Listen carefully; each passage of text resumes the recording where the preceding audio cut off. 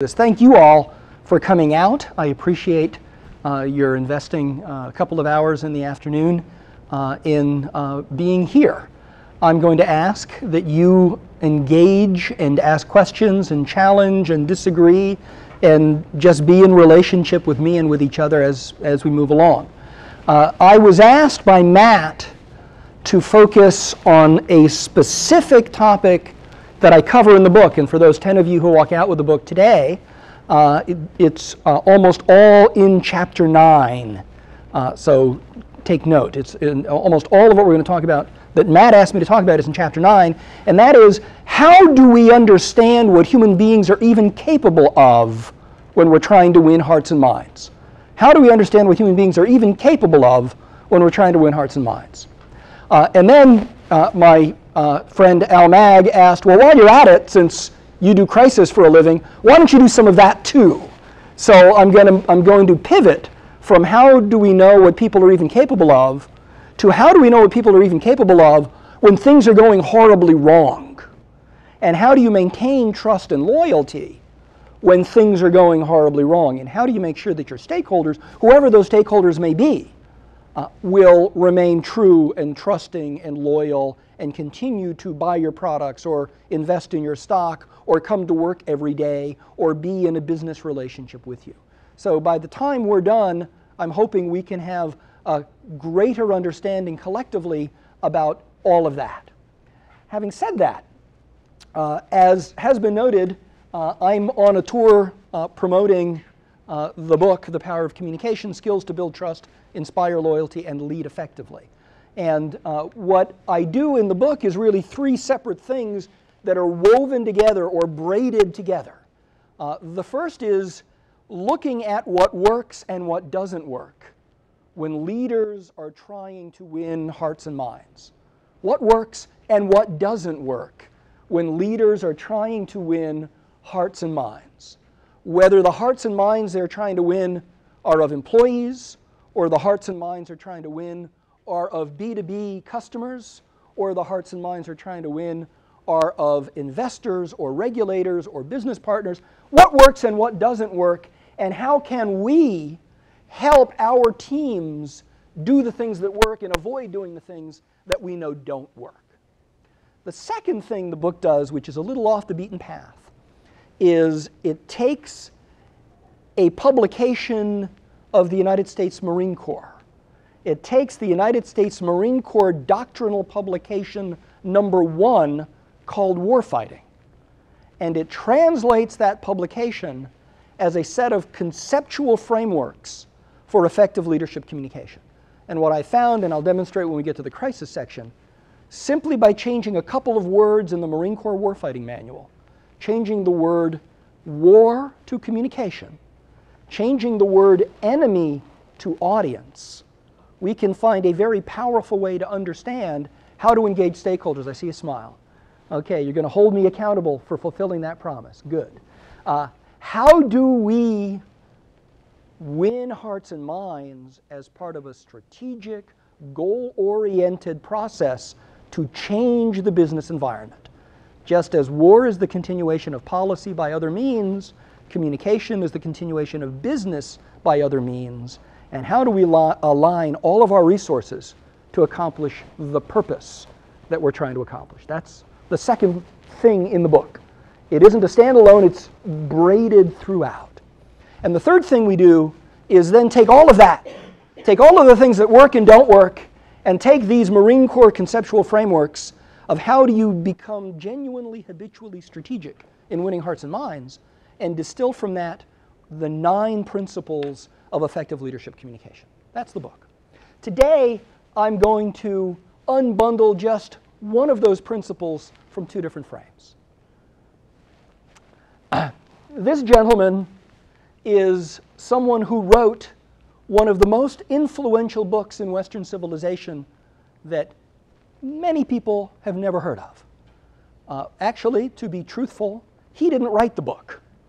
He wrote the outline and notes to the book, and then his wife wrote the book when he died. I love that little tidbit. This is Karl von Clausewitz, the 19th century Prussian military strategist whose wife wrote the book attributed to him called On War. And On War is famous for the sentence I just spoke, and that is, war isn't about fighting, war is the continuation of policy by other means. The purpose of war is not to fight, the purpose of war is to change the political climate in some meaningful way. And all business strategy derives from Clausewitz. When I started teaching communication strategy 24 years ago at New York University, part of what I needed to do was to help communicators understand strategy. And I wanted them to read On War, but On War is really hard to read. It's about 550 pages of really teeny type, translated from really, really complicated German. And I wasn't sufficiently sadistic to subject my graduate students to that. But I was able to extract a couple of tidbits from Clausewitz and bring them to life. And one of the tidbits that I found useful with clients and with students, and that I offer to you, is a single sentence deep inside On War that defines war in a particular way. And Clausewitz defined war this way. He said, war is an act of will directed toward a living entity that reacts. That war isn't about shooting people. It isn't about shooting cannons at people. War is about provoking a reaction intentionally. And I've always found that to be a really interesting way of understanding the nature of war, but also to understand the nature of communication. So 24 years ago when I started teaching, I said, well, what if you just change one word?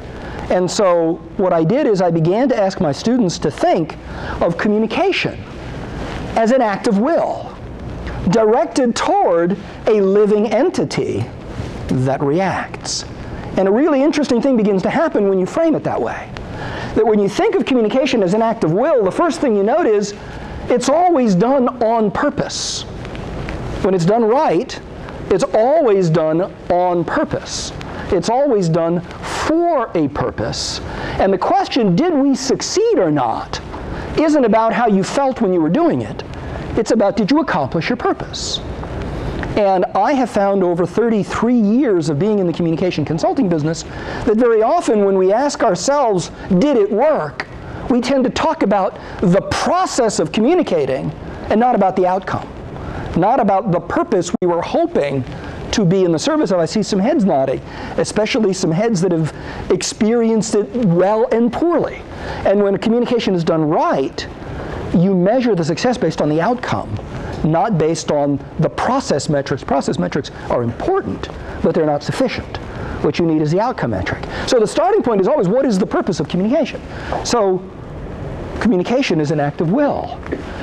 It is only done for a purpose, it's only done on purpose, it's intentional, it's never accidental. And when you look at celebrated cases of miscommunication, it's because people missed this principle. The second element of that is directed toward a living entity. Audiences are people. Audiences aren't abstractions. Audiences are people. And we need to engage people as people and not as intellectual exercises. And we need to engage them in ways that work for them. And all too often in the professional practice of communication, whether it's in marketing or advertising or public relations or internal communications, employee communications, things are sent and we consider our job done. Email sent. And we haven't really thought through well enough, well, who is the human being who has to read it and act on it and who's going to be scared or confused on reading it, and how do we change the dynamic so that those we care about are not scared or confused? And then finally, that reacts. The only reason to engage is to provoke a reaction. And if we're going to engage, we need to begin by asking, who is it we're trying to provoke a reaction from? What is the reaction we want to provoke? And how do we then organize all of our energies and activities to provoke that reaction? That's a really simple conceptual framework on how to structure communication wherever in the chain of command it may sit, in ways that actually accomplish business goals. Having said all of that, all too often we forget that. the recently retired chairman of the Joint Chiefs of Staff, the senior most military officer in the United States until about 5 months ago, was Admiral Mike Mullen. And Admiral Mullen, in my estimation, was the single best Joint Chiefs chair and the single best military communicator I've ever encountered. And Admiral Mullen, very early in his time as chair of the Joint Chiefs, wrote a brilliant article in the Defense Department Scholarly Journal. Yes, the Defense Department has a scholarly journal. It's called Joint Force Quarterly. Can't wait to get my copy every quarter. And in Joint Force Quarterly, in an article called Taking Strategic Communication Seriously, Admiral Mullen pointed to failures of leadership, not only in the military and in civilian government, but across leaders communicating. And he said this: "We've come to believe," said Admiral Mullen, "we've come to believe that messages are something we can launch downrange like a rocket. We launch messages downrange hoping they hit something." I see some smiles. Says Admiral Mullen, they are not. Messages are not missiles you can launch in the hope that they hit something. He says good communication runs both ways. It's not about telling our story. Frankly, telling our story is overrated. Telling our story is selfish and self-indulgent. Telling our story doesn't work unless we're telling it in order to provoke a particular reaction, and it provokes that reaction. He says it actually starts with listening. It starts with being good listeners, and he says hearts and minds aren't won by bombarding them with message. Hearts and minds are won by listening, one heart and one mind at a time. I use that as introduction because the book is grounded on these principles. The book is grounded on what is the purpose, who is the audience that matters, what do they care about, how do you engage them in such a way that they end up thinking and feeling and knowing and doing what you need them to, and then what do you need to do to make that happen. That's the structure of the book. Which leads to the 9 principles of effective leadership communication. I'm only going to focus on one today, and that's principle number 2. And that is, to move people, you need to meet them where they are. If you are to move people, you need to meet them where they are and bring them with you. But that means knowing where they are. That means caring about where they are. That means actually meeting them, and meeting them physically, meeting them intellectually, meeting them emotionally, meeting them spiritually, and finally, understanding what they're even capable of as human beings.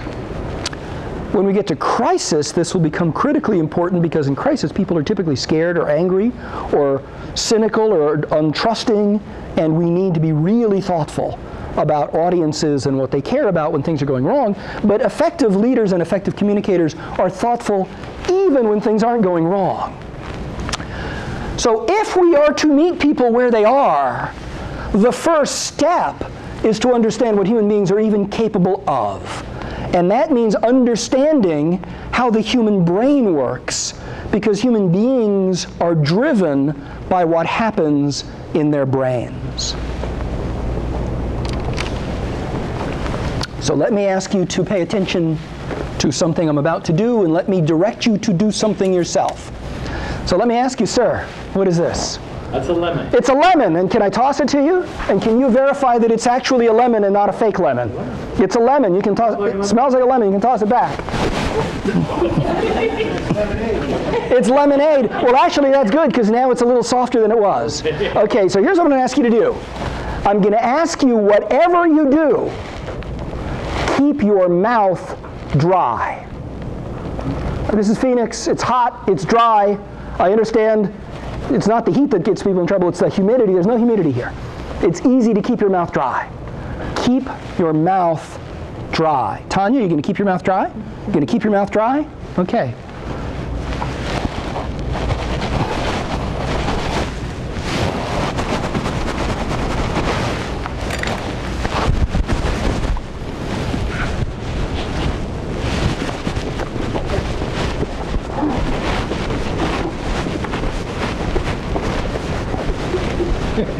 You ate it.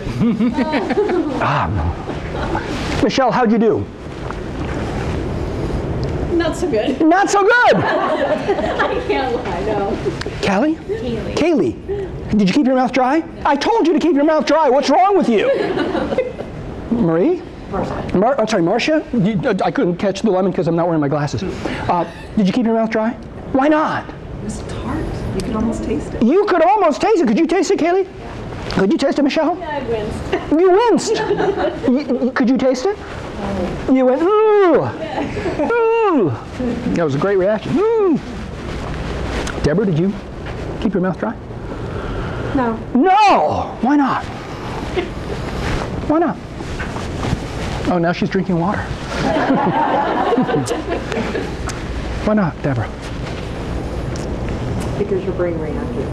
Because whose brain reacted? My brain. Your brain reacted to what? To what I saw.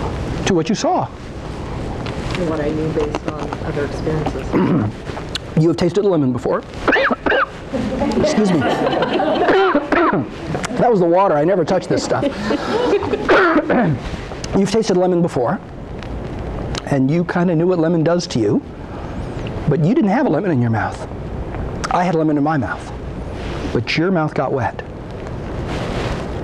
You didn't have a lemon in your mouth, but your mouth got wet. Why? I could see it on the face. You could see what on my face? How sour it was, your reaction. Yeah. You could see my reaction. Yeah. You could see some juice dripping through my beard. I could feel the juice dripping through my beard. Corey? Was your mouth dry? No. No? What happened? You looked uncomfortable. Well, hold on a second. You were uncomfortable because I was uncomfortable. You felt my pain. Wow, cool. What's going on there? Corey, what's going on there? I guess in some sense I was connected. You were connected to me. Yeah, we actually connected biologically. Doesn't sound great, but we were connected biologically even at a distance. Connection isn't just a function of proximity. Connection is a function of biology. And you were uncomfortable as I was uncomfortable. You felt tartness even though you didn't have a lemon near you. You kind of tasted it, somebody kind of tasted it, right? Even though you didn't have the lemon anywhere near you. What you were experiencing was the result of what scientists now call mirror neurons. Mirror neurons are structures in the human brain that evolved over time to connect people in powerful ways to protect them. So there's a biological basis for feeling what other people feel that evolutionarily was designed to keep people safe in a very unsafe environment. And what you are experiencing is literally what is meant by the word empathy. Empathy comes from a Greek word pathos with a prefix, and what it means is to feel with someone. Corey, you were feeling with me discomfort. Kaylee, you were feeling with me the tartness of the juice of the lemon. You were feeling with me. That is literally the meaning of empathy. Human beings are wired to feel each other's emotions, to feel even each other's physical pain. So, gentlemen, think about when you're watching, say, a soccer match, and someone gets a soccer ball right where they shouldn't. You cringe in front of the television. We now know that there is a really powerful biological basis for that, and that biological basis actually affects every interaction we have with other human beings. And what we find is we are wired to connect emotionally as a first connection. We are wired to connect emotionally before we can connect intellectually. We are wired as human beings, as animals, to connect emotionally before we can ever connect intellectually, because we are empathic creatures, and your emotion mirrors my emotion. My emotion triggers a mirror reaction in Corey, and my experience of tartness triggers a mirror reaction in Kaylee. We are wired to to experience other people's emotions.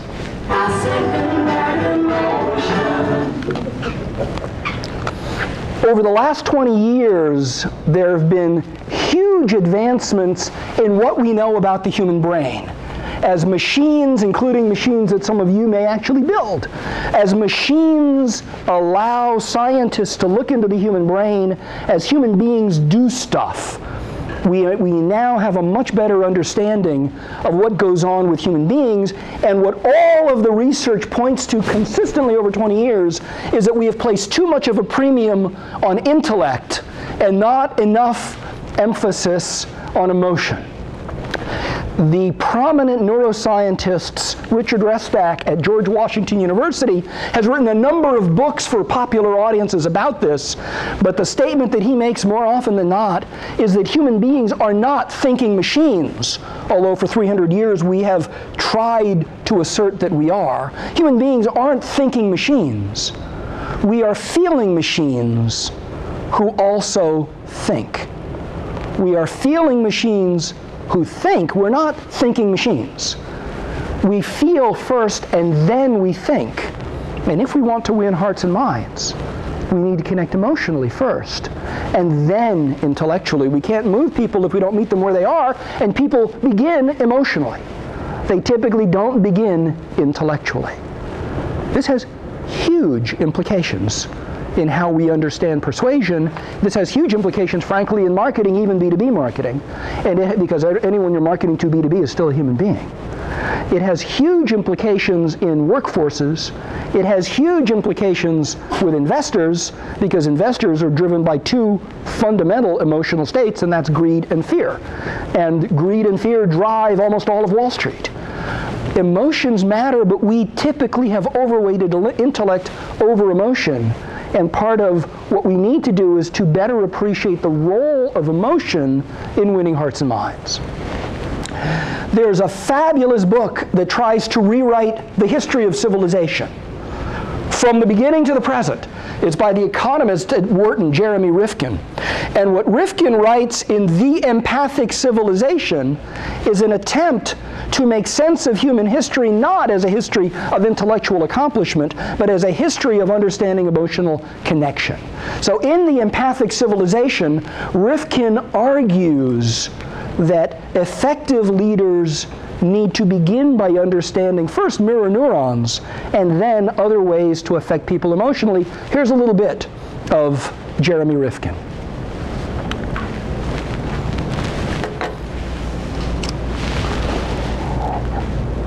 In the last 10 years, there's been some very interesting developments in evolutionary biology, neurocognitive science, child development, research, and many other fields, which is beginning to challenge some of these long-held shibboleths that we had about human nature and the meaning of the human journey. But there is another frame of reference emerging in the sciences, which is quite interesting. It really challenges these assumptions. And with that, the institutions that we have created based on those assumptions, our educational institutions, our business practices, our governing institutions, etc.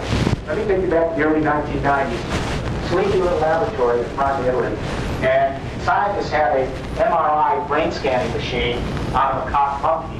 And the macaque monkey was trying to open up a nut. They wanted to see how the neurons would light up. So the monkey's trying to open up the nut, the neurons light up. And just by serendipity, that's how science sometimes happens, a human being walked in the laboratory, I don't know if it was by mistake, and he was hungry, he saw the nuts and opened up one of the nuts and tried to crack it open.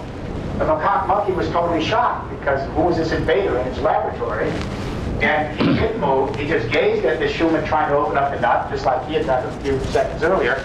And then the scientist looked at the MRI brain scanner, the same exact neurons were lighting up when he observed the human being opening the nut, and when the monkey opened the nut, and the scientist had not a clue as to what this was, and got the MRI machine and wrote it. They then began to put MRI brain scanning machines on other primates, especially chimpanzees with our big neocortex. Then they went to humans, and what they found over and over again is something called mirror neurons. And that is that we are apparently soft-wired, some of the primates, all humans. We suspect elephants. We're not sure about dolphins and dogs because of the young. But all humans are soft-wired with mirror neurons, so that if I'm observing you, your anger, your frustration, your sense of rejection, your joy, whatever it is, and I can feel what you're doing, the same neurons will light up in me as if I'm having that experience myself. Now, this isn't all that unusual. We know if a spider goes up someone's arm, and I'm observing it going up your arm, I'm going to get a creepy feeling. We take this for granted, but we are actually soft-wired to actually experience another's plight as if we are experiencing ourselves. But mirror neurons are just the beginning of a whole range of research going on in neuropsychology, brain research, and in child development that suggests that we are actually soft-wired, not for aggression and violence and self-interest and utilitarianism, that we are actually soft-wired for sociability, attachment, as John Bowlby might have said, affection, companionship, and that the first drive is the drive to actually belong. It's an empathic drive. What is it? We are wired to experience another's plight as if it is our own. Our first drive is an empathic drive. Our first drive is actually a drive to actually belong. We are wired for attachment. We are wired for sociability. We are wired for affection. We are wired for companionship. As human beings, that's an essential part of the human condition. If we are to win hearts and minds, we need to begin with the premise that people want to belong to something. They want to belong to something bigger than themselves. They want to be in relationship with others. Our first drive is a drive to actually belong. It's an empathic drive. That's why teams are powerful. That's why people sacrifice their own interest for their teams. Whether it's a work team or a sports team. I live in New York, and I can tell you I have some friends who will go to Giant Stadium in a hailstorm, sleet storm, freezing cold temperatures with their face painted blue to support their team, and they could easily watch the game on TV and be much more comfortable. But they do it because their identity as a fan is so important to them. Spent a lot of time in Indianapolis, and every time the Colts are playing, everyone at my client's wearing a blue jersey because the Colts are playing. They just want to belong as part of the Colts. I noticed that the officers of BMA are clearly recognizable around the room. And that is an absolutely appropriate part of human connection.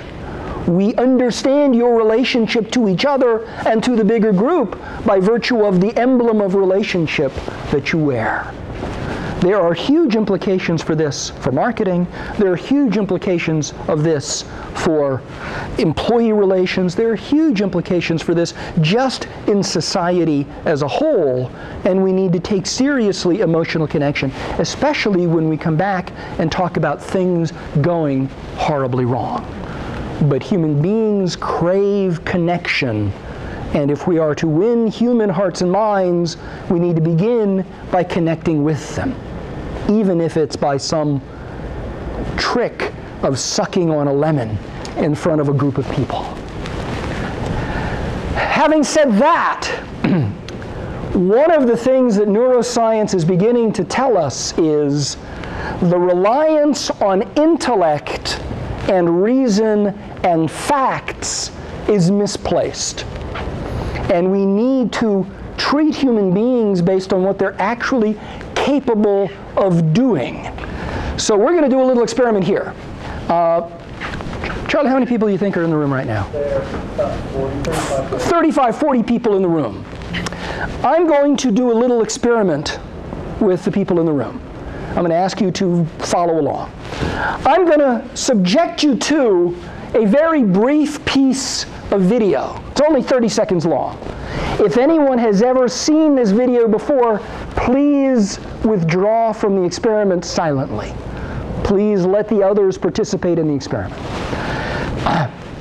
I imagine that everyone here is reasonably smart.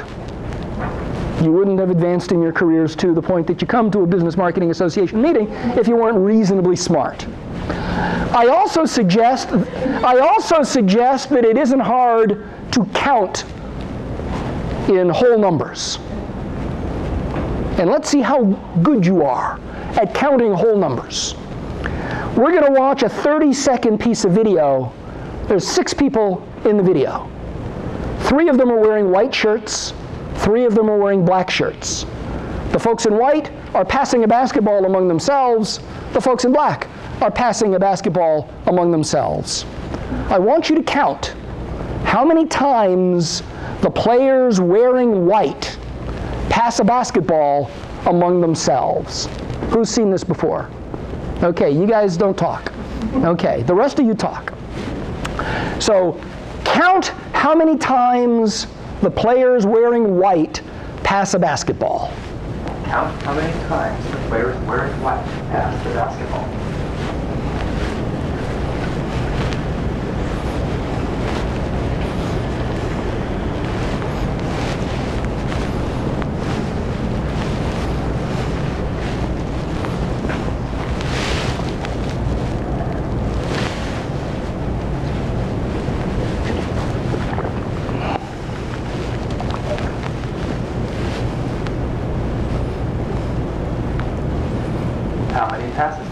Okay, I'm going to ask you, those of you who've never seen this before, by show of hands, how many thought the basketball passed 12 times?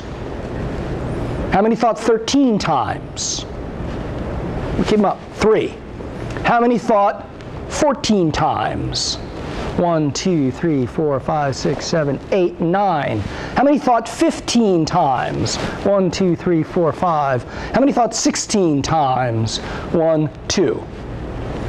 Let me suggest, before we even talk about how many times the basketball passed, it isn't hard to count to 13 or 14 or 15 or 16. And this is a room of pretty smart people. You couldn't agree among yourselves how many times the basketball passed. And it wasn't just one of you. There were 3 and 4 and 9 and 1. There's the outlier. The correct answer is 15. Woo! Yes, yes. The correct answer is 15. But let me ask you a different question. Who thought it was 15? Show of hands. Who thought it was 14? And most people thought it was 14. This is really interesting. Let me ask you who thought it was 13 or 14 or 15 or 16. The correct answer is 15. Did you see the gorilla? Okay, hold on. Who did not see the gorilla? About half the people who had never seen the tape before did not see the gorilla. Those who saw the gorilla, raise your hands. What did it do? Grant, what did it do? Made you lose count. It made you lose count, right? What else did it do? What? It distracted you, but what was it doing? It was just walking around, I think. It was just walking around, I think. There's a qualifier there. What was it doing? It went into the middle of the room and danced. It's a dancing gorilla. It came into the middle of the room and it danced. That's the dance you just did. It danced. You didn't see it, so you can't. What did it do? Did you see it? No. Did you see it? Yeah. What did it do? It just moved around. It just moved around. What did it do? Beat its chest. It beat its chest. Did you see it beat its chest? No. Well, watch. Let's watch. But did you see the gorilla?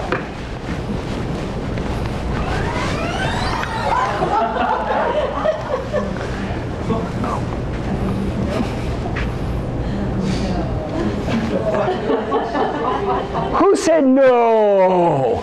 Yeah. So now that you've seen the tape backwards and slow motion, what do you conclude?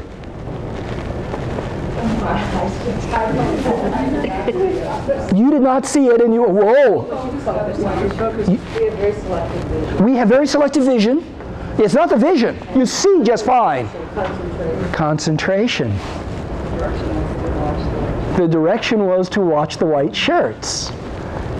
We are task focused. So here's what we find. Here's what we find. There's actually 2 different sets of implications from this that are really, really interesting and really important. The first is human beings are easily distracted. Human beings are easily distracted. And we may think we are multitasking, but we don't actually multitask.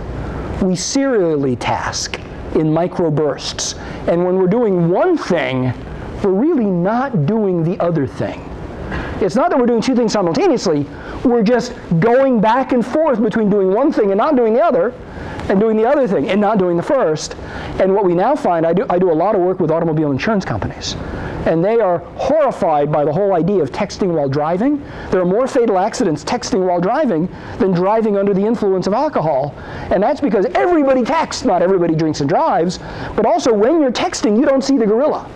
When you're texting, you don't see the bicycle running in front of the car, you don't see the stoplight, you don't see the stop sign, you don't see that the road has bent and that you're going straight into a tree, you just don't see it. This is what is known as cognitive tunneling. When we're doing one task, we ignore other stuff that isn't task. So the lady in the back said, but you told us to count the basketballs passed among the white shirts. You were task focused and you didn't see the other stuff. Anytime anyone is multitasking, you don't have their undivided attention. Most audiences, most of the time, are multitasking. By the way, most mobile audiences, most of the time, are multitasking. I actually saw a sign the other day says, no texting while walking.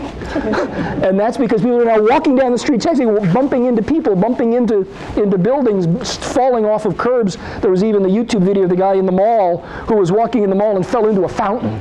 And you had a hand up. I want to acknowledge. To see if there was more analysis done on that, and it was usually there was a difference between men and women on the answers.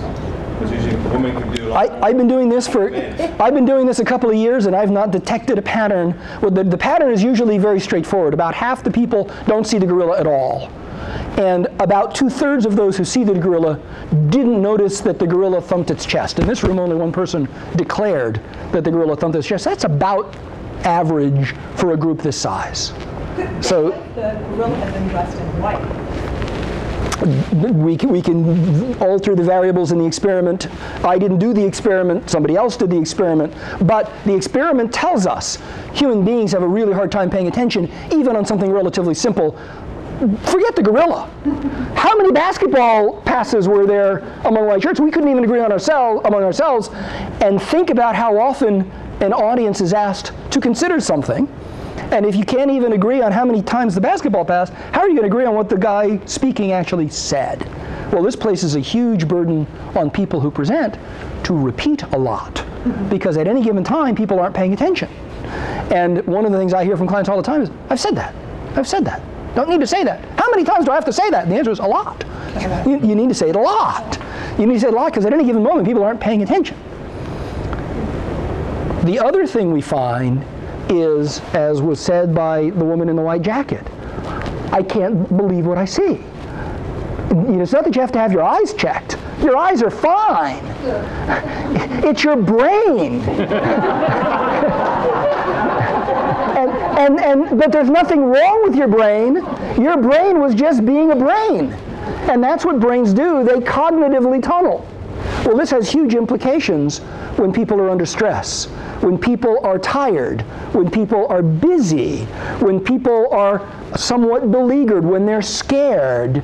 In other words, on any given workforce day, much of your workforce isn't paying attention at any given time, and we need to take this into account.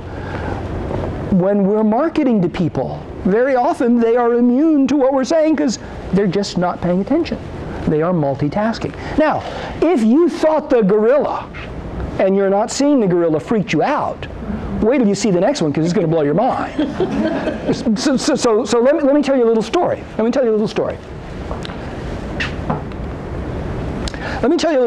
A couple of years ago, I had a client, manufacturing company, household name products, presenting to the investment community at the Waldorf Astoria Hotel in New York City. And the CEO stood up in front of investors and presented the company and its strategy and how it was doing. The CFO stood in front of investors and presented the numbers. How is the company doing financially? And then they opened it up for questions. And an investor raised a hand and said, yeah, I know that you've been working on quality issues. How's that going? And the CEO said, well, quality is being handled out of the manufacturing division, and Jim, who's the president of manufacturing, has actually been chairing our quality task force. Jim, why don't you come on up here and brief the audience about the quality initiative that you're leading? So Jim walked up to the front of the room, And he looked the audience in the eye and he said, we've been working on quality for the last several quarters, and I can proudly report that quality continues to improve every quarter. Continues to improve. And the CEO and CFO nodded their heads. Said, yep. And then Jim sat down. And everyone up on stage said, good job, Jim. Way to go. And Jim sat down and said, I communicated. And then the next day, the stock starts to drift down. And investment analysts start publishing research saying there's problems with the company's products. The quality is not what it ought to be. And the investor relations people got really confused, and they called the analysts. And they said, hey, what's going on? Why is the stock drifting down? I said, well, because you guys haven't gotten your quality problems under control. So what are you talking about? Jim briefed you yesterday. Jim said quality continues to improve. And the analyst said, no, he didn't. And IR said, yes, he did. I said, no, he didn't. Yes, he did. No, he didn't. Yes, he did. They argued about what Jim actually said. Jim actually said quality continues to improve. The words were right. But this didn't work. So the company called me and said, we need you to go meet with Jim. There's something that didn't work. They happened to videotape the session. So they sent me the video. I watched the video. You know, I saw quality continues to improve. And I said, that's weird. So I flew out to the company and I met with Jim. And I showed Jim the tape. I said, Jim, look at this. And he looked at it. And he said, yeah. I said, well, Jim, what's this? He said, that's quality improving. I said, no, Jim, that's not. That's not quality improving. He said, yes, it is. I said, no, it isn't. Yes, it is. No, it isn't. Yes, it is. I finally said, okay, time out. Jim, define quality. He says, you know, quality, the number of defects per 1,000 units of production. I'm looking at the engineering folks in the back. Right. Jim is a manufacturing engineer. And in Jim's mind, quality is the elimination of defects. So of course, this is what you want. Jim and his management team suffered from what is known as the curse of knowledge. The curse of knowledge, where you know something so well, you can't imagine that someone else doesn't know it. So when Jim said, quality continues to improve every quarter, he thought, that's what I'm showing. And the CEO and CFO saw that and said, yeah, that's right. Quality's improving. We think of quality, at least I think of quality, I won't attribute it to you, I think of quality as something going up, that something is getting better, we're getting more efficient, we can manufacture the product at the same level of customer satisfaction but at a lower price, that we're doing something positive, that improvement is measured by things going up, not by things going down. What's really interesting to me about this is the words were exactly right, but there was a misalignment of the words and the visual. And whenever there's a misalignment of words and visual, the result is the illusion that communication has taken place, but real misunderstanding. So now let's take a look at how that works. Let's look at what happens when the visual and the verbal don't align. And we can understand what happened to Jim when we watch this little bit of video from the BBC. At any one moment, we are being bombarded by sensory information. Our brains do a remarkable job of making sense of it all. It seems easy enough to separate the sounds we hear from the sights we see. But there is one illusion that reveals this isn't always the case. Okay, so pay attention, please, to what the gentleman with the beard says.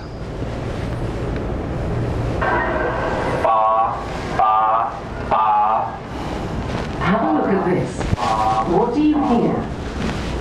Ba, ba, ba, ba, ba, ba. But look what happens when we change the picture. Ba, ba, ba, ba, ba, the sound hasn't changed. In every clip, you are only ever hearing ba with a B. Did you only hear ba? What did you hear? Fa. So he would do ba, ba, ba, ba, ba, ba, and then he would do fa, fa, fa, right? Fa, fa, fa. He always follows the same pattern. When he says the first fa, close your eyes for the second and third and see what you hear. Let's watch. Ba. It's an illusion known as the McGurk effect. Ba. Take another look. Ba. Concentrate first on the right of the screen. Ba. Now to the left of the screen. Ba. The illusion occurs because what you are seeing clashes with what you are hearing. In the illusion, what we see overrides what we hear. So the mouth movements we see as we look at a face can actually influence what we believe we're hearing. If we close our eyes, we actually hear the sound as it is. If we open our eyes, we actually see how the mouth movements can influence what we're hearing. Ba, ba, ba. It's a bizarre effect. Remember, the only sound you're hearing is ba with a B. Ba, ba, ba, ba, ba. What's remarkable about this illusion is even knowing how it's done doesn't seem to make a difference. Ba. You're smiling in the back. What's going on? Why are you smiling? It's crazy. It's crazy. You'd swear you heard fa, fa, fa, but what happens when you close your eyes? That's not what you hear. When your eyes are open, you hear one thing. When your eyes are closed, you hear a completely different thing. So how do you make sense of the world where first you can't trust your eyes, and second you can't trust your ears because of your eyes? How do you make sense of the world that way? Let's continue with this neuroscientist. The effect works no matter how much you know about the effect. I've been studying the McGurk effect for 25 years now, and I've been the face in the stimuli. I've seen stimuli thousands of times, but the effect still works on me. I can't help it. The speech brain just takes in that information and doesn't care about what outside knowledge you bring to bear. Ba, ba, ba, ba. The McGurk effect shows us that what we hear may not always be the truth. But it also helps us to understand what happens when our senses conflict. Ba, ba, ba. When the brain has the conflicting information, it tries to make sense of that conflict. And depending on what type of modality is providing more, I guess, salient information, that information might override or at least combine with the other information. So we can't always trust what we hear, because sometimes our sense of vision takes over, enabling us to maintain a coherent view of the world. So Lisa, you were smiling and mumbling or something while this was going on. What was going on with you as you were processing this revelation? I just found it so amusing when I was looking at the lip moving as a B. I heard B, and then and I just kept switching back and forth, and I just he said it didn't matter. Deborah? Yeah, I just thought it was really interesting how it might apply in bigger context. And how might it apply in bigger context now? What are some of the implications of understanding the primacy of the visual and how you don't necessarily hear what you think you're hearing based on the visual imagery? What does that do in terms of your work? There's some pretty significant implication here. I saw a smile here. What was the smile? That I couldn't force myself to hear the ba. And you're a pretty smart guy, and you knew it, and you still couldn't hear it. Yeah. I noticed looks of discomfort in the room. Grant, were you feeling discomfort? Yeah, tell me about the discomfort you were feeling. I didn't like that I couldn't see exactly what it was really happening. I mean, I just kept putting it together, like you said. And if I watched his lips, I heard... Whenever I do this in front of a group, people say, I was really uncomfortable. Yeah, I was pissed. You were pissed at what? Yeah, that, I'm surprised we're all not dead, but running in the car. It's amazing we've lasted this long Really? as a Seriously. species. Right. How easily we can be messed up. Oh, well, one implication is how easy it is if you have ill intent to just mess with people. Oh, yeah. So that's a big implication. I sometimes I'm an ethics professor. That's huge. But even put that aside, we may think we're communicating, and we're not. Yeah. Well, I think about, I have a dog that has an issue, and he acts like he's jumping on the treadmill all the time, and there's nothing moving on the floor. So you think about what he sees is so screwed up that he thinks he's jumping on something that's moving, and it's not moving at all. So that whole conflict. Yeah. One of the things that this neuroscientist said at the end, I think it's something we need to underscore, is the human brain so wants to make sense of the world. And what causes the discomfort is when suddenly it doesn't make sense anymore. And we hate that discomfort. We need to resolve that discomfort. And some of the anxiety looks I saw around the room, and it wasn't just Grant, but it was in every row I saw people who were physically uncomfortable at the recognition that what they thought was happening is not what was happening, and that caused you to be a little anxious. And this also says your dog may actually believe something is moving. Right. And think about people who still see clearly, or when you start not being able to read, and your vision starts going, you don't have the context in, all these things. I can't catch a lemon when it's thrown to me, right? Yeah, we give ourselves way more credit than maybe we deserve just because of the species we belong to. That's a little discouraging. Yeah. We call that cognitive dissonance. Yeah. And then we try to rationalize it away. Yeah. Well, I didn't have my glasses on. That's why I didn't get it.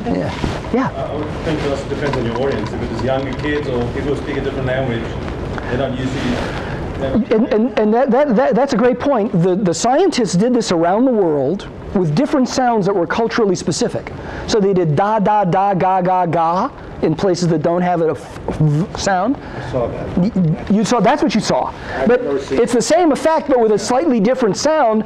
They used a sound that was culturally familiar, that was linguistically familiar. It depends on your audience. If you're speaking to someone who doesn't like that in their language, right, they might not hear the F. Right. But so they did this around the world, and what they determined is it wasn't culturally specific. It wasn't. Because as soon as they used culturally grounded language, they saw the same effect. The very same effect, that you might think that the guy is saying da, da, da, but he's really saying ga, ga, ga. And it just, this McGurk effect is part of the human condition. McGurk is the scientist who figured this out. What was he looking for? How did he come across this? What was McGurk spending his time doing? That's right. Those scientific grants, what good are they? Yeah, this is done in Britain, socialist country. They throw money at things, but McGurk is the name of the scientist who actually found this, and he was trying to figure out cognitive impairment. He was trying to understand cognitive impairment, and he did this experiment just to see whether there's a relationship between the eyes. So he was looking for something we might call an illness. Yeah, and he just found this. He just found this. By the way, this is really interesting. And you've heard the old Groucho Marx joke. Who are you going to believe, me or your own eyes? Well, what's really interesting is I called it an old Groucho Marx joke, and you responded as if you remember the old Groucho Marx joke from A Night at the Opera. It was actually Chico Marx dressed as Groucho.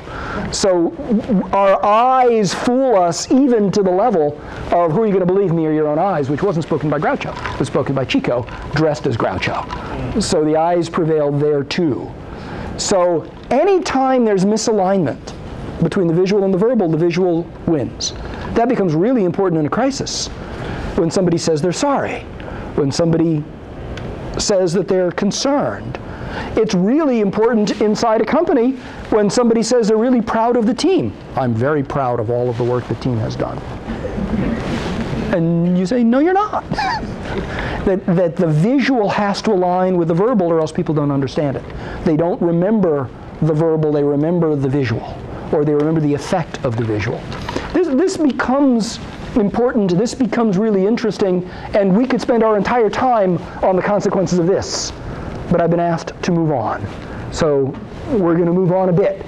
And when we're done, I'm happy to break this out and to talk more about it. But everything we've talked about so far applies particularly when things are going wrong, when stakeholders are afraid, when stakeholders are anxious, when stakeholders are angry, when stakeholders are simply holding a company accountable for something. To get to an understanding of crisis, let me take us back a little bit to some of the structure of the book, and in particular, how the conceptual framework of the book can help leaders make choices about how to engage stakeholders when things go wrong. I mentioned that a big part of the book is an application of the Marine Corps Warfighting Manual as a set of conceptual frameworks for making smart decisions on how to engage stakeholders. Just as with Clausewitz, where I changed the word war to communication and said it was an act of will directed towards a living audience that reacts, and that helps us understand communication. With warfighting, you can do the same thing.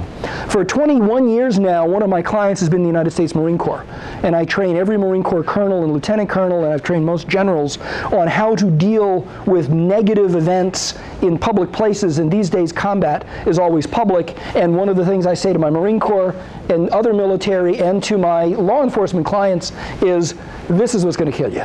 Talk about mobile, this is what's going to kill you. That everything that they do now has a potential for being recorded and instantly up on Twitter and on Facebook and on other things, and they need to be really, really attentive to this kind of stuff. Having said that, working with the Marines, I came upon a very, very slim manual, which is the first thing every Marine is required to read, and it's a slim book called Warfighting, also called Marine Corps Doctrinal Publication #1. It's the first doctrine of being a Marine. And warfighting is, first of all, a remarkably well-written book for being a military manual. Anybody ever served in the military, you know, manuals can be pretty dry. This is not. The other thing I find is by simply changing a couple of words, it can be really helpful. So the first paragraph of Warfighting says this. It says, war is fundamentally an interactive social process. Think about that. War isn't about sending missiles on people. It's fundamentally an interactive social process. Change one word. Communication is fundamentally an interactive social process. It's not about sending. It's about being in continuous relationship with someone. It says warfighting in the second sentence. War is thus, communication is thus a process of continuous mutual adaptation, of give and take, of move and counter-move. They then go on to say in the third paragraph, it is critical to keep in mind that the enemy, I say the audience, is not a passive entity to be acted upon, but rather a collection of living, breathing human beings with their own goals, their own concerns, their own needs, their own priorities, their own attention spans, and marketers, even their own level of desire to be in relationship with us. That customers don't always want to be in relationship with us. We shouldn't assume that they do. But sometimes we do so assume. We need to take audiences seriously by understanding that they're not passive entities, but they're living, breathing human beings. Continuing. It's essential that we understand the audience on its own terms. We should not assume that every audience thinks the way we think, decides as we do, or has the same values, goals, or concerns as we do.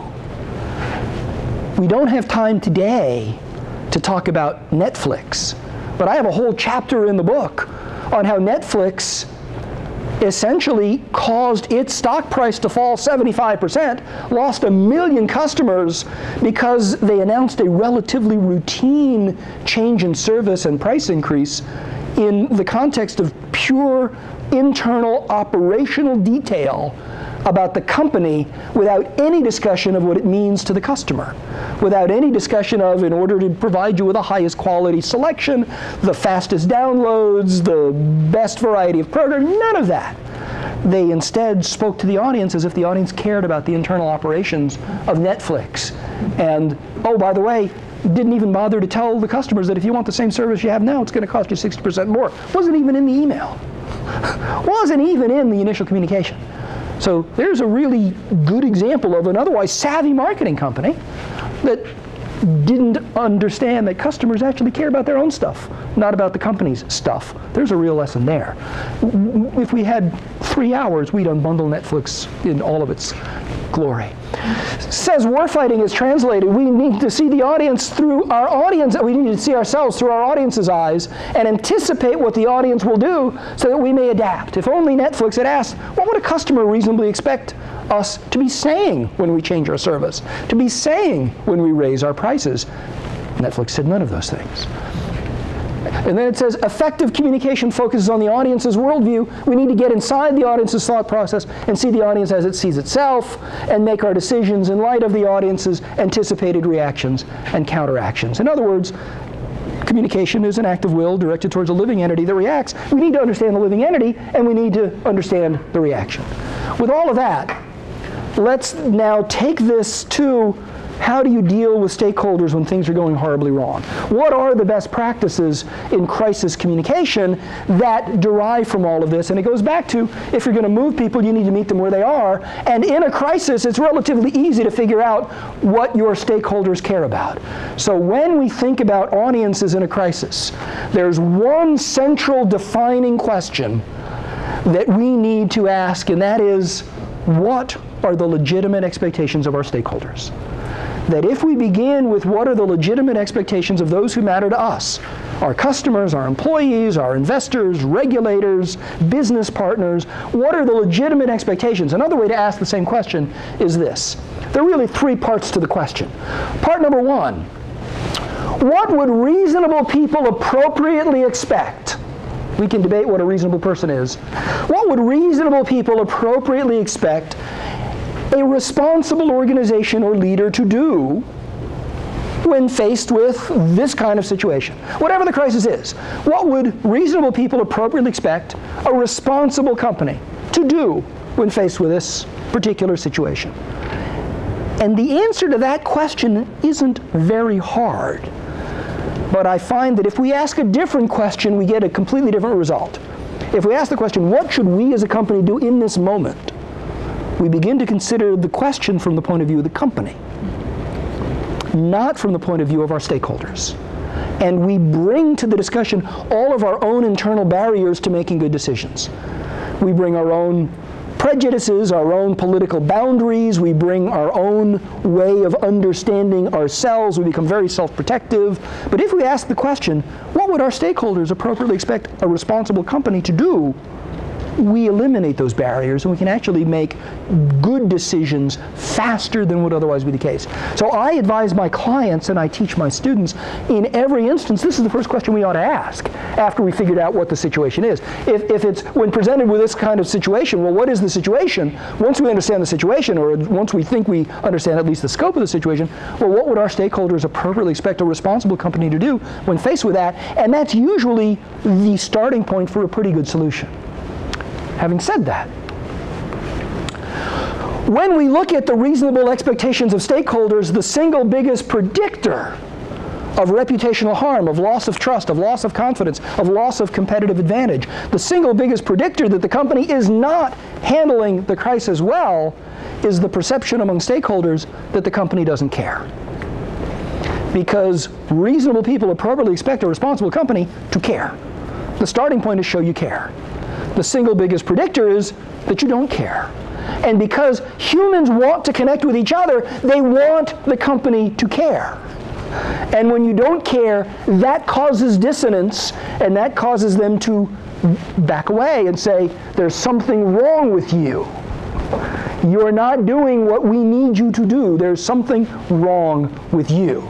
Let's take a look, for example, at 2 years ago. Things go boom all the time and people die. That's a sad reality. Things explode all the time and people die. In this case, 11 people died and a lot more were hurt, and thousands upon thousands were disadvantaged. But the Deepwater Horizon explosion was not that different from other big disasters. So, when something like that happens, what would reasonable people appropriately expect a responsible company to do when there's a big explosion, people die, and hundreds of thousands of barrels of crude oil are not spilled but pumped into the Gulf of Mexico? What would you expect the organization to do? What would you expect a responsible company to do? Take action immediately. Take action immediately. What kind of action? To address the situation publicly. Well, to address it publicly, first to address it, and then to address it publicly. What else? Yeah. Not lie. Not lie. That's a good one. Clean it up. Say you're sorry. Say you're sorry. Cap it. Cap it. Yeah, by the way, they had a plan. pay people. They had a plan. They had a plan. I'm going to say that again. They had a plan. They had a plan. They had a plan. The plan that was required to be filed with the U.S. government was filed with the U.S. government. Check it off the list. They had a plan. The plan said, if this were to happen, we have all of these boats with skimming capacity. We could actually skim 50,000 barrels a day off the water. You remember seeing all of those skimming boats getting all of that? No, there were no skimming boats. They had a plan. The plan said we've got these skimming boats. They didn't have any skimming boats. The plan also said, here's how we're going to deal with affected wildlife in the Gulf of Mexico. Here's how we're going to deal with polar bears. Here's how we're going to deal with walruses. Here's how we're going to deal with seals, none of which live within 5,000 miles of the Gulf of Mexico. They had taken an Alaska North Slope plan and said, here's our Gulf of Mexico plan. They had a plan. They had a plan. They just hadn't engaged in planning. And there's a prominent British industrialist who later hosted a BBC program, and he said, you know, the best thing about not planning? The best thing about not planning is that failure comes as a complete surprise. and that's in the book. Failure comes as a complete surprise. And by the way, it did for BP as well. But I heard somebody say you're sorry. Say you're sorry. Say you're sorry. Tony Hayward was the chief executive officer of BP. And soon after the spill and the explosion and the pumping of oil, he went to Congress, and the Deepwater Horizon was run by a company called Transocean on contract to BP, and the cementing had been done by a company called Halliburton. And the three wise men sort of stood in front of the Senate, and BP said it was Transocean's fault, and Transocean said, well, it's Halliburton's fault. Halliburton said, no, it's BP's fault. We would not expect a responsible company to try to blame someone else rather than take responsibility. That seems, they were trying to do as little as they thought they needed to, and it's an immature response. It was a very immature response. It's what a kid would try to do. It's what a kid would try to do. The other thing that Mr. Hayward said, this is the first soundbite, it was the first indication that he shouldn't talk, was, well, the Gulf of Mexico is a very large body of water, and relative to the size of the Gulf of Mexico, there's a relatively small spill. Well, I think lawyers got in the way. Lawyers said, hey, better to not admit to it and pay the price versus admit to it and pay the price. But they're going to have to pay the price anyway. Right. So if you're going to have to pay the price anyway, why is it better to not admit to it? Why say stupid stuff? But have they paid the price? That's the real. Well, the real question is, have they paid a price? But let's talk about Mr. Hayward for now. Let's talk about Tony Hayward. Yeah. Mr. Hayward began to feel sorry for himself, and he held an internal meeting. He held an internal meeting, and in the internal meeting, there was one of these. There was one of these at the internal meeting, and I see some looks of shock in the back table. There was one of these at the internal meeting, and someone just turned it on. And Mr. Hayward talked, which we've now concluded he shouldn't do. And Mr. Hayward talked, and in the course of talking with one of these recording, he said, "What the hell did we do to deserve this? What the hell did we do, BP, to deserve this public scolding that we're getting? Don't they know we're good people? What did we do to deserve this?" I see a smile. He actually said this. I'm not making this up. He actually said this. This went viral. It went on the YouTubes. It went on the social medias. It went in the mainstream media. And pretty soon it was all, what the hell did we do to deserve this all the time? And Tony Hayward said, I'll fix it. I'll fix it. So then he said, I'm going to go out and I'm going to tell them I'm sorry. I'm going to go out and tell the press corps I'm sorry. Get the reporters in the room. Get the cameras in the room. I'm going to go out and tell them I'm sorry. Good call, right, Deborah? Because he's supposed to say he's sorry. He's supposed to say sorry. I'm going to go fix it. Here he is fixing it. We're sorry. We're sorry for a massive disruption it's caused to their lives. And there's no one who wants this thing over more than I do. I'd like my life back. Why does everyone go, oh God? Tanya? It's selfish. It's not an apology. It's not an apology, but he said I'm sorry. He said I'm sorry, but you say it's not an apology. Why not? Because it's not matching, his sentiment is not matching what he's saying. His visual is not matching. Well, number one, the visual. I'm sorry. I'm sorry for the massive disruption it's caused people's lives. No one wants to serve with I'd like my life back. Is he on vacation? After this. after this. Actually, my advice would have been go on vacation. No, my advice wouldn't have been go on your yacht to race around, the Channel Islands. That was dumb. But go on vacation. Go get some sleep. Yeah. Well, it's a relatively small spill, and the Gulf is such a large body of water. So, Deborah, you said apologize. Did that do it for you? No, because he said, basically, I'm sorry because you've disrupted my life. I'm sorry that I have to deal with this stuff. And I'm sure stuff wasn't the word. I'm sorry that I have to deal with this now, is how it came across. Whether he intended it to come across that way, I'll give him the benefit of that. I'll just say he was tired. He was angry. He was just beyond human endurance. I'll give him that. Still, that was dumb. That was dumb. That did not have the desired effect. It actually had the opposite effect. That began the downward spiral, and just a couple of weeks later, the company announced that he was being reassigned to a very important strategic position, running the joint venture between BP and the Russians. And 3 weeks after that, he had gone. He was out of the company, completely out of the company. Now, I did a workshop just like this for a bunch of military folks, and there were Coast Guard people there. When I showed this clip, they said, "Oh, yeah, I was there." Coast Guard guy in uniform says, "I was there." From that on, we never allowed ourselves to do a joint press conference with BP, says the Coast Guard. Coast Guard said this was the defining moment in their relationship with BP. No more joint press conferences. So Mr. Hayward actually hurt himself and hurt his company's interests. We could have a long business ethics debate whether the company suffered what it ought to have suffered as punishment. Having said that, this was a massive failure of leadership, of discipline, of communication as an act of will directed towards a living entity that reacts.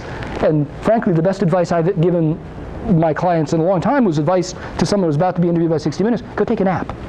Go take a nap. You need to be on your game. You can't do this tired. You can't do this angry. You can't do this feeling sorry for yourself. Go take a nap. You need to be fresh. Don't allow this to happen when you're tired. Continuing. One of the things we know, looking at stakeholder reactions to crises all over the place, not just in the United States but around the world, not just companies but for not-for-profits, religious organizations, other kinds of organizations, stakeholders are relatively sophisticated. They know bad things happen all the time. There's a bumper sticker. Stuff happens. It's a different word on the bumper sticker. Stuff happens. People know that. Stuff happens all the time. Stuff happens even to good people, even to good companies, even to good organizations. Stuff happens. Companies are forgiven all the time when horrible things happen. Companies are forgiven all the time when people are killed, when people are injured, when people are made ill, when people are cheated, when people are insulted. Companies are forgiven all the time. They're forgiven all the time. But they can't be forgiven, and they won't be forgiven if they're seen not to care that something bad happened. So let me share the moment where I finally figured out how to convey this. It was a week after Thanksgiving, a couple of years ago, and I was coming back from a long trip, and I'd been stuck at O'Hare forever, and I finally got to LaGuardia, and it's 2:30 in the morning. I get off the airplane. I'm tired. I'm dragging a suitcase with a broken wheel. I'm feeling sorry for myself. And I look up in the LaGuardia terminal, and there's this gleaming glass, well-lit billboard.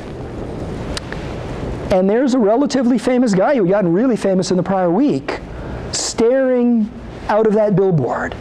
And there's young Tiger Woods. And he's looking at the situation with his golf ball there, and Accenture would have us believe that he is saying, it's what you do next that counts.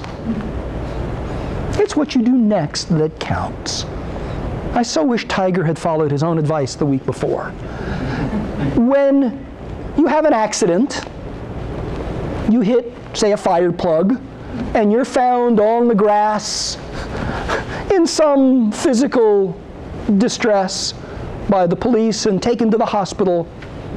What would, I don't know, reasonable people expect a responsible person to do? One of the things they'd expect you to do is, when the cops come to talk to you, you talk to the cops. Well, Friday morning, that happened Thursday at about 2 in the morning. Friday morning, the cop showed up, and Tiger said, I'm really tired. I've been in the emergency room all night. I'm not feeling good because I got banged up. Can we do this tomorrow? Cop said, sure. Cops came back the next day, said, can we do this on Monday? Cops show up on Monday. Lawyers say, Tiger's not going to talk to you. That's when TMZ went crazy. That's when it was all Tiger all the time. Oh, ladies coming out of the woodwork, Tiger!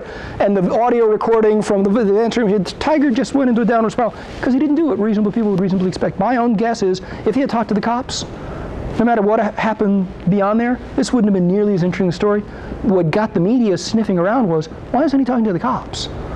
That's what reasonable people would appropriately expect a responsible organization to do. It isn't the bad thing that happens, it's what you do next that counts. And silence, going back to your lawyer friends, silence isn't golden, despite what my mother tried to beat into me when I was a younger kid. Silence isn't golden. Silence actually is seen as indifference, or worse, as an affirmation of guilt. Something horrible must have happened if he's not going to talk to the cops.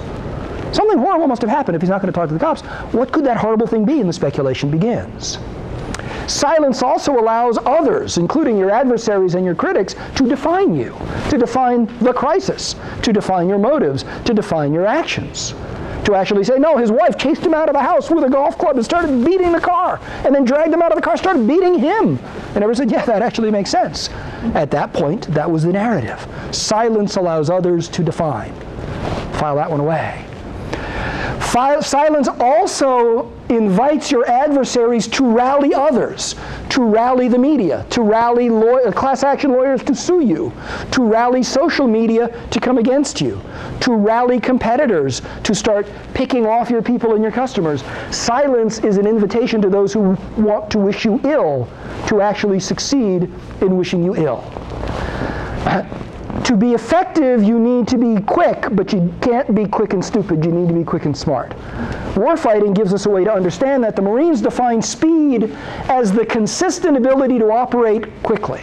Speed is not impulsively blabbing in the immediate aftermath of something bad happening, but it's having the ability to operate effectively in a timely way. Warfighting also says that speed is a weapon. Speed, defined by the Marines as a consistent ability to operate effectively in a timely way, is a weapon that provides competitive advantage. And in the world of crisis management, we have a concept called the first mover advantage. You also have it in marketing.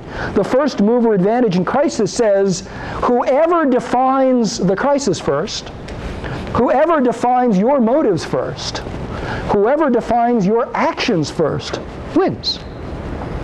The first mover advantage is if you're the first to define the crisis, if you're the first to define your motives, if you're the first to define your actions as appropriate, you win. But the starting point has to be, what are the appropriate expectations of your stakeholders? Meet them, show that you're meeting those expectations, you'll be fine. Silence allows others to do that for you. And in the world of crisis, we find that relatively small delays have a huge impact on trust and confidence and reputation.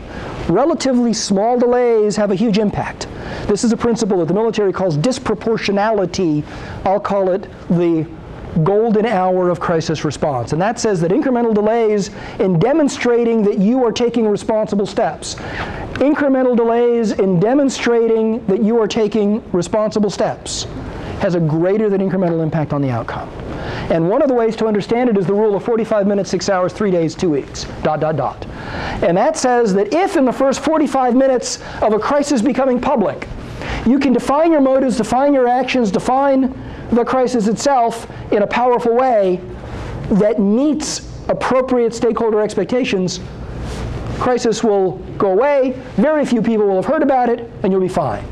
If you miss that 45-minute window, if people start tweeting, if people start Facebooking, if people start emailing, more and more people are going to hear about it, more and more people are going to draw conclusions about you, more and more people who don't wish you well will come to hear about this, employees will start to email each other, you'll suffer meaningful, greater than incremental harm.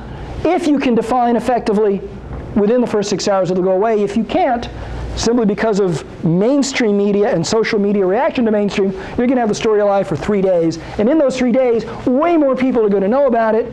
The rumor mill will start. A lot of critics will come to the bandwagon and see that they can take advantage of your distress. And if within 3 days you can define the crisis, your motives, your actions, it'll go away. If you can't, you're going to be in crisis mode for a full 2 weeks. And in those 2 weeks, people are going to have a field day with you. And if you can't do the responsible thing in a timely way within 2 weeks, it's going to be all BP all the time, all something horrible all the time, and someone's going to have to lose their job. What this suggests is the sooner you can demonstrate that you're doing the responsible thing, the more likely you are to get through the crisis relatively unscathed. What typically happens is people in our line of work, in your line of work, and in my line of work, sometime around here, will make a recommendation that's a good recommendation. Companies will finally make a decision sometime around here. And what would have worked on this day doesn't work on this day because you've got to overcome all of that other stuff. So effective crisis communication is pushing the decision making as close to the first 45 minutes as you can. And the paradox is the sooner you do the responsible thing, the easier it is. What would work on day 1 doesn't work on day 7, doesn't work on day 10. Let's look at a couple of examples.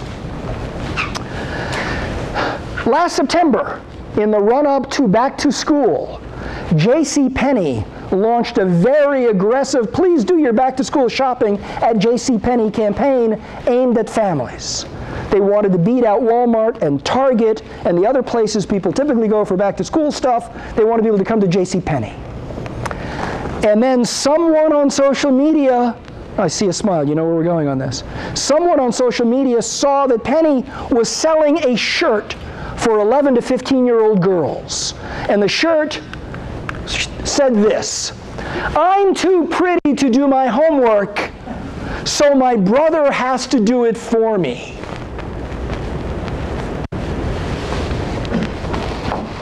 I see a smile. I don't know if it's a smile of horror or a smile of amusement. Horror. Horror? Why? Say more. Well, if you wanted to speak on family value and education, that is scoffs in the face of education and family and if your purpose is to get families to go to Penny, how likely is this shirt to cause you, Mom, to take your kids to Penny? I wouldn't. You wouldn't. It's sexist. It's sexist. It's very sexist. So what happens? What happens? I saw somebody do this. Yeah. Quality continues to improve. Right. So let's take a look at what happens. At JCPenney apparently thought it was a great idea to sell a t-shirt for girls that reads, I'm too pretty to do my homework, there it is, so my brother has to do it for me. When social activist Laura Todd heard about it, she started a petition online, and within a day, actually in a little bit less than a day, JCPenney pulled that shirt from its website and apologized. Laura Todd is here with us this morning along with Shelby Knox, who's Women's Rights Director at Change.org, and helped to spread the news. Good to have both of you with us this morning. When we talk about igniting a firestorm, you certainly got a lot of people up in arms, and you look at the t-shirt and it's understandable to see why. Lauren, how did it first come to your attention? I actually saw it posted on Facebook. A friend of mine posted it with a little snarky comment, and it was one of those things where it was just kind of, it was outrageous enough to be posted on Facebook, but it was actually more outrageous than that, and I felt like I needed to do something about it. So you started to do something, and then Shelby, you swooped in and really helped her and helped to get the word out here. Absolutely. She started a Change.org petition, which anyone can do on anything you care about, and I saw it, I put it on our front page, and I love Twitter, so I started tweeting at feminist bloggers, education bloggers, parent bloggers, asking them to retweet it and use JCPenney's handle so they would see it. And then we started asking them to post on JCPenney's Facebook page. And so a lot of people started caring, saying, what is this? This is sexist and outrageous. Please take it down. And here are some of the responses. Sarah tweeted, hey, JCPenney, this shirt is insulting and offensive. Stop perpetuating negative and harmful stereotypes. You can sum up the feelings in 140 characters for this one very well. On JCPenney's Facebook page, there was this post. Shame on you, JCPenney. Is this really the message you want to instill in young women? My daughters and I will spend our money elsewhere if you continue to market such nonsense. This had a huge impact. You had, what, 1,600 signatures in 4 hours? Yes. And so then JCPenney comes out. And when you saw the response, Lauren, were you happy with it? What you expected? I actually, when I started the petition, my thought was, well, I'll get some backup. You know, maybe get some other consumers. This is how capitalism is supposed to work. Consumers are supposed to get together and tell corporations when they're unhappy with what they're doing and use their own money to do that. So that's why I started the petition. It was crazy how fast everything happened. I was floored. And here is their response. In part it reads, "We agree the Too Pretty t-shirt does not deliver an appropriate message, and we have immediately discontinued its sale." They went on to say they do not intend to offend their customers and that they apologize to their customers. Is this ultimately, Shelby, what you were hoping would happen? Absolutely, this is how it works. Corporations have found out very quickly that if they are going to be on these two-way communicative medias like Facebook and Twitter, they can't just talk at their customers, they have to listen to them and respond. What's really, really cool about this situation is one person, Laura, was able to start a Change.org petition and empower thousands of other people to push back on JCPenney and say, no, sexism doesn't sell, we're not buying it. It's amazing the impact that social media has these days. Absolutely, absolutely amazing. And we'll continue to have, I think, because companies are really protective of their online brands for this reason. Yeah, and because it can so easily be tarnished if they don't handle it correctly. Great to have both of you with us this morning, Shelby Knox, Lauren Tom. I saw a lot of smiles in the back row as the video was playing out. What was behind some of the smiles?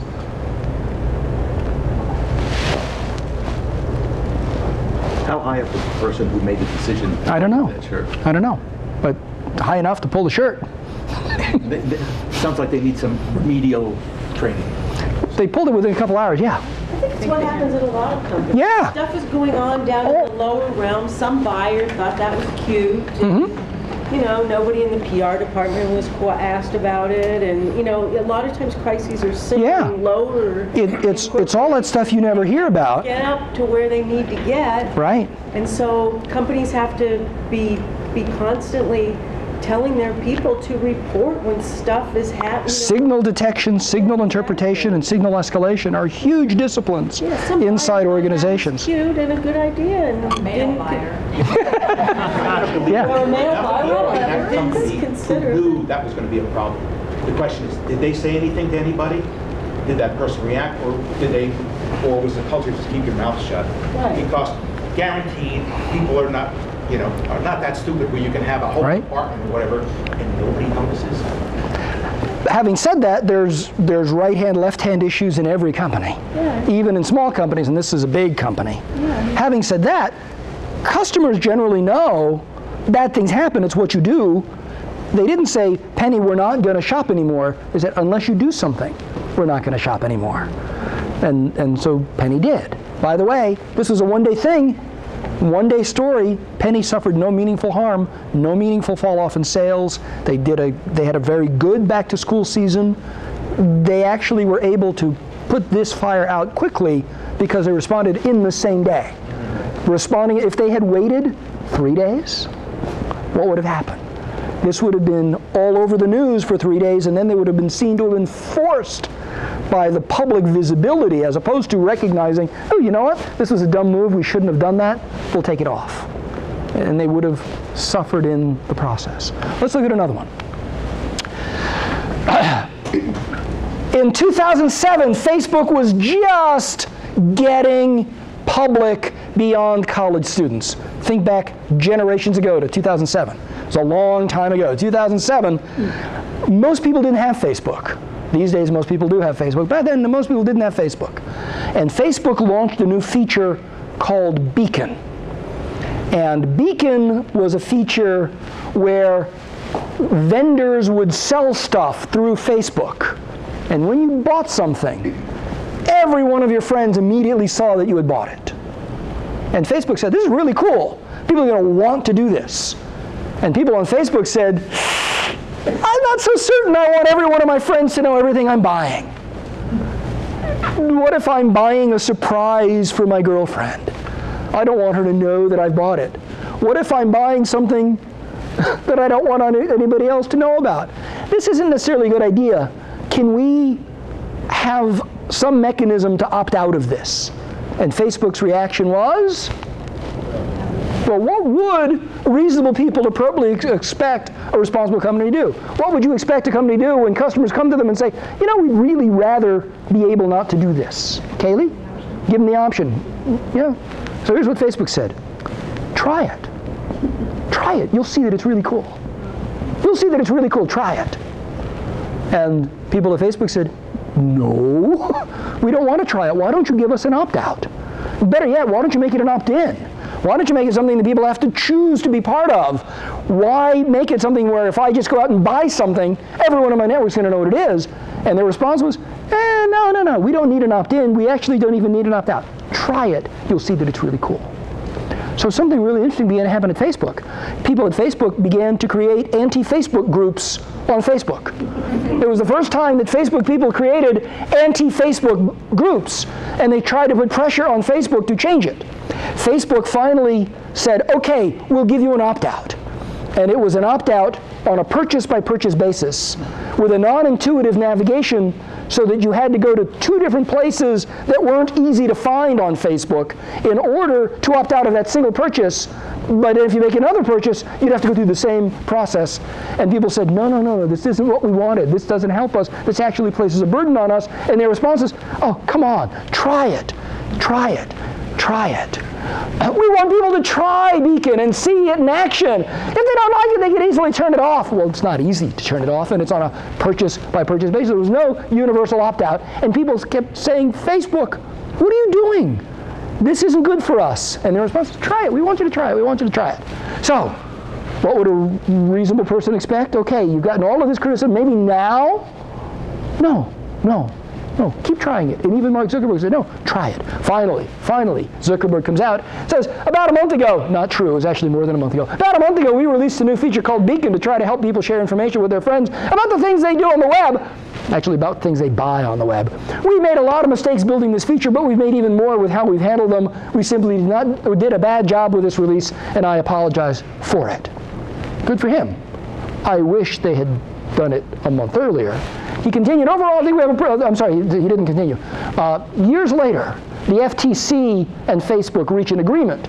And he's criticized, Mark Zuckerberg is criticized that Facebook really hasn't appreciated privacy for many, many years. He says, overall, I think we have a good history of providing transparency and control over who can see your information. That said, I'm the first to admit that we made a bunch of mistakes. In particular, I think that a small number of high-profile mistakes like Beacon 4 years ago actually caused people to not trust Facebook the way they ought to. Facebook continues to have huge privacy challenges, and Beacon is what provoked Facebook's board to bring in adult supervision at Facebook. So people older than 23, I have nothing against 23-year-olds, but people older than 23 were brought into the company from big, established, mainstream companies like Google to run Facebook. Let's look at another example, and then we'll wrap it up and send you home hungry. I'm going to ask you to think back to the spring of 2009. In September of 2008, the world changed. Financial markets collapsed, the economy collapsed, things got really bad. The bond markets froze up, the stock market fell 40%. Lehman Brothers went bankrupt, Bank of America had to buy Merrill Lynch on the verge of bankruptcy. Unemployment skyrocketed, gas prices went through the roof, suddenly housing foreclosures became more and more commonplace, and in March of 2009 and April of 2009, unemployment was at 12%. People were scared. It was horrible. And then a company called KFC decided to launch a new product. KFC is best known for its prior name, which was Kentucky Fried Chicken, and they decided to launch a new product that they called Kentucky Grilled Chicken. They jumped on the bandwagon of healthy alternatives. Now, KFC is very good at one thing, and that is the high volume production and sale of fried chicken. They have mastered the industrialized production in retail establishments of fried chicken. They're very good at it. They decided simultaneously to launch grilled chicken all over the United States on the same day. Their stores had never sold grilled chicken before. Their people had to be trained on how to grill the chicken, how to package the chicken, how to plate the chicken or wrap the chicken, how to sell the chicken. It was a whole new process. And you know that people who are used to doing one thing suddenly are told, do something else. It isn't easy to adopt a whole new process right away. KFC decided to up the ante. They said, we're going to make this available all at the same time around the United States, simultaneously, and we're going to market this. I say this to a room full of marketers. We're going to market this by going on Oprah Winfrey. By going on Oprah Winfrey and offering people free food. Free food. So here is the Oprah Winfrey Show Kentucky Grilled Chicken 2-piece meal coupon. Here's what it says, and forgive me, I'm going to read it in its entirety because it's hard to read, small type. Coupon available for printing from 9 a.m. Central Daylight Time on May 5, 2009 to 11:59 Central Daylight Time, May 6, 2009. Coupon is redeemable at participating KFC locations in the United States from May 5, 2009 to May 19, 2009, excluding Mother's Day, May 10, 2009. No chicken for Mom on Mother's Day. But every other day between the 5th and the 19th, come to KFC and guess what? We're going to give you free food. We're going to give you free food. Bring this coupon, you'll get 2 pieces of grilled chicken, you'll get 2 sides and a biscuit for free. Bring in the coupon for free. Can I say this again? Bring in the coupon. We'll give you free food in the middle of the worst recession in anybody's lifetime. And oh, by the way, bring it in, and it's a kind of food we've never made before. It's a kind of food we've never made before, we've never sold before. Bring in the coupon. Have you ever seen the bridal sale at Filene's? What's the bridal sale at Filene's like? It's hideous. It's hideous. And Advertising Age looked at what was happening at KFC stores, and they said the combination of free food and Oprah is a tsunami. Imagine the poor people working at KFC, and they see the crowds of people waving coupons, and they don't know how to make this stuff. They don't know how to cook it. They don't know how to plate it. They don't know how to wrap it. And oh, by the way, it's free. Free food. Don't you want to go out and buy some chicken right now? So what happens? People who run the KFC franchise restaurants start to improvise. Improvising crisis communication. They start to improvise. Due to overwhelming demand from the Oprah coupon, your wait will be over 1 hour. Sorry for any inconvenience. And every store just started improvising. There was no plan for what if there's excess demand and inadequate capacity. Something that you would expect they would have thought through in advance. They hadn't thought through in advance. So what would reasonable people appropriately expect a responsible organization to do? So Kaylee, what would reasonable people appropriately expect a responsible organization to do when they offer free food, except on Mother's Day? Free food. Well, yeah, but they're not. So now what should they do? Bad things happen. What should they do, Kaylee? Hire more people or extend the date. You can extend the dates? Yeah, you can say, oh, by the way, we screwed up the launch. Let's do this next week. Let's learn how to make this chicken. We don't know how to make the chicken. We've never made it before. Give them fried chicken. Give them fried chicken. They could do that. What else could they do? What else could they do? Say I'm sorry. Well, yeah, they can say they're sorry. They said they're sorry, kind of. Well, let's look at what they did. They decided to offer what they called a rain check. A rain check. That's a baseball term for if it rains on the baseball day, you bring the rain check, you can come and see a baseball game again. Please exchange your free Kentucky Grilled Chicken meal coupon for a rain check. Well, what does a rain check say? Well, let's look at what the rain check says. So you are a Kentucky Grilled Chicken customer. You've told your family, let's go to KFC and get this free food. We got these coupons, let's go get free food. You go to KFC, you're told, no food. No food for you. Go home. No food. It's a soup Nazi. No food for you. I'm not going to do the soup Nazi. But no food for you. You go to the store and you're turned away. And then you're told, really easy, we're sorry. So use a rain check. So here's what they said on the rain check. We are so sorry, but due to the overwhelming response to our free Kentucky Grilled Chicken meal coupon, we can no longer redeem the free coupon at this time, but we will honor our commitment to giving you a free Kentucky Grilled Chicken meal. Great. That's what we expect. How do we do that? It's really simple. Please visit a participating KFC restaurant for a rain check form. Go back to the store. Complete the form, attach your original coupon, and give it to the KFC restaurant manager or postmark by May 19, and we'll send you a rain check. You got to go back to the store and still not get chicken. You're going to go back to the store and still not get chicken. I see, Corey, you are looking somewhat flabbergasted by this. You're going to go back to the store and still not, you have to go twice to the store and come back with no chicken. But you come back with a rain check. You send the rain check in, and we'll send you a rain check for your free Kentucky Grilled Chicken meal at a later date, plus a free Pepsi with our compliments. Your participating KFC restaurant will provide you with the form you need. Please note, that the redemption period on the rain checks will vary. You won't have control over when you can use it. It'll come back and say, you can use it between these dates, and you can use it between these dates, and you can use it between these dates, and you don't know when it's going to be. So you gotten all pumped up. Hey, let's go eat this chicken, and you're sent home. And they say, oh, that's okay, we're going to give you free chicken anyway. Go back to the store, and you're sent home.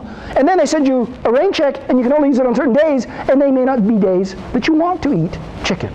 So KFC decides, you know, it's a world of social media. We need to apologize and explain through social media. So here is the president of KFC USA, Roger Eaton. Hi, I'm Roger Eaton, president of KFC. On behalf of all our employees and franchisees, I just want to apologize to you. The response to our free Kentucky grilled chicken offer has been overwhelming. We've had lines out the door. Everyone wants to get the great taste of our new product. So we can't redeem your free coupon at this time. We expected an enormous response, but we never expected anything like this. Clearly, America loves the great taste of Kentucky grilled chicken. But rest assured, we will honor our commitment to you because we want you to get the great taste of this new product.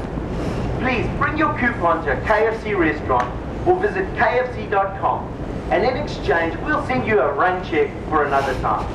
And for your trouble, the coupon will also include a free Pepsi. We'll make sure you have a great experience when you come in. We're really sorry for the inconvenience, and we thank you for your understanding. We know that when you get your free Kentucky grilled chicken meal, you're going to love it. Al, I couldn't help but notice your facial expression during that. What was going on? The Colonel was spinning in his grave. Okay. I saw you going, what was going on? It's not quite a Kentucky accent. All right. It's a little too, again, the words were not matching the expression. We're so sorry. Yeah, he's like having a good time. Yeah. Self-focused. It was self-focused. More self-focused Right. than it was Right. great taste Right. chicken. It was like an advertisement. It was like an advertisement. We're coming up on our adjournment hour, so let me just resolve this case and then we'll say goodbye. Here's what the competitors did.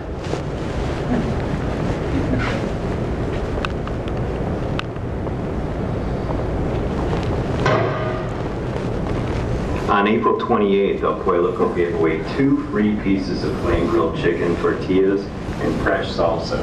Over 500,000 people tasted the real fire. Now Kentucky Fried Chicken is giving away a free 2-piece meal of their new grilled chicken. How original. But get this one, their offer isn't good on Mother's Day. Huh. Does KFC have something against Mother's Day? Pollo Loco loves mothers and families. So this Mother's Day, come to El Pollo Loco and bring in the kids. 2-piece meal of our city marinated flame grilled chicken. Even if you're not a mom, you heard it.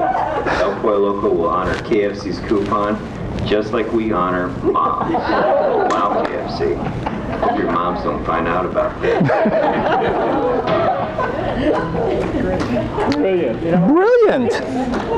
It boggles the mind that people could actually be that stupid to do something like that. Yeah. To have complete ignorance of how people would react. Well, thank you. That's what I had hoped your reaction would be. Kodak. So I worked with people Okay. like this Yeah. way back when. Yeah. And I saw a smile all the way through there. Well, ma'am, what was going on with your smile? You were sort of... Oh, I just thought it was so spot on. Right. How stupid.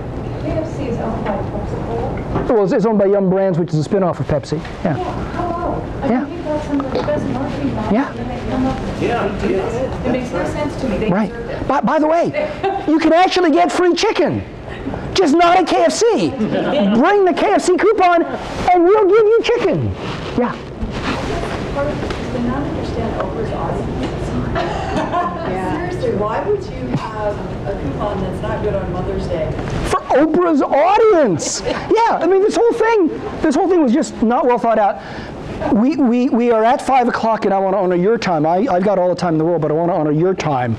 Before we adjourn, let me just bring us back to where I think we started.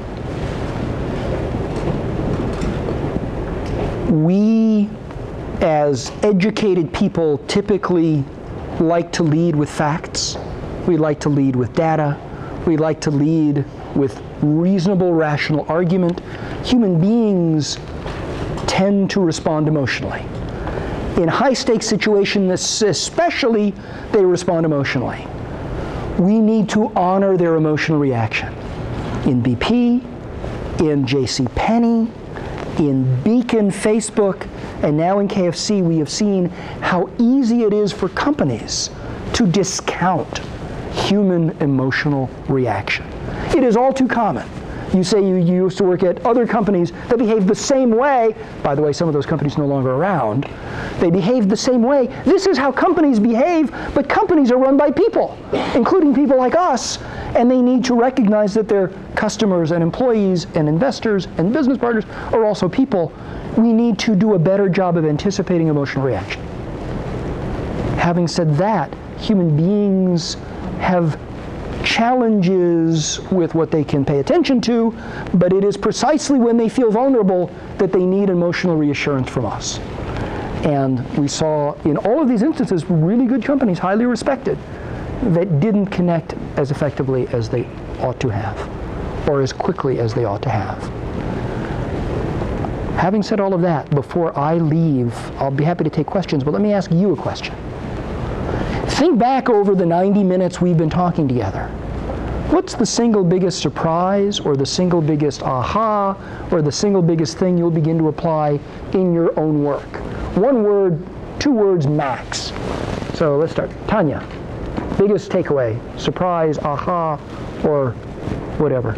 That when confronted with different sensory input, the visual always wins out. The eyes have it, yeah. That is something is you're aware of, but you have to be consciously aware of all the time. It's not something you can say, well, yeah, I know that, and then disregard it. Good. You actually have to use it. Good, yeah. I have a big presentation on Saturday. I'm going to go home and sit in the mirror. Good. Don't do this. Yeah, that curse of knowledge will kill you. Sure, my lips are very wide and open and not make that mistake. Mirror neurons and the impact. Mirror neurons, good, good, yeah. I like the whole Marine War communication. Glad to hear that, yeah. Biggest takeaway. I agree with that. Good, good. It's okay to agree with other people, yeah. Yeah, I think even though I'm not eating a lemon, I can taste your lemon. Right, So. okay, good. I have to go with the mirror neurons. Mirror neurons. Emotion comes first. Then. Emotions first. Yeah, we're Good. wired to connect as humans, beings emotionally. Great, great. Visual over verbal. Visual over verbal. Same thing, yeah. The gorilla. Gorilla. Yeah, talk about the gorilla in the living room. Okay, human emotion. Removing that internal barrier. The internal barriers, good. Care. Care, good one.